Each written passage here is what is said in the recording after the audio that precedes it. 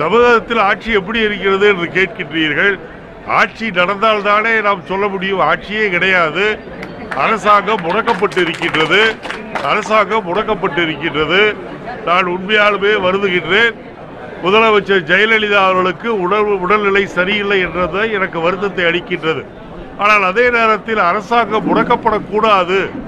ஏனென்றால் கோடிக்கணக்கான மக்கள் பாதிக்கப்படக்கூடாது. ஆகவே ஜெயலலிதா அவர்களுக்கு உடல் நலம் சரியாகின்ற வரை அந்த பொறுப்பை வழக்கம் போல் பன்னீர்செல்வத்திற்கு தந்து அவரை ஒழுங்காக மக்கள் குறைகளை தீர்க்க நடவடிக்கை எடுக்க சொல்ல வேண்டும். முதலில் கேட்ட கேள்விக்கு நான் சொல்லிவிட்டேன். 2016 தேர்தல் என்பது காங்கிரசுக்கு சாதகமாக அமையும். இதுபோல் நடைபெறுகின்ற கலவரங்கள், தாழ்த்தப்பட்ட மக்களின் மீது நடக்குகின்ற அடக்குமுறைகள், இதை எல்லாம் தடுப்பதற்கு இந்த தமிழக அரசாங்கம் தவறிவிட்டது என்றுதான் சொல்ல வேண்டும்.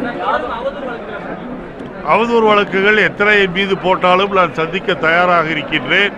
ஆனால் அமைச்சர்கள் தான் வழக்கு மன்றத்திற்கு வராமல் வாய்தா வாங்கி கொண்டு இருக்கின்றார்கள்.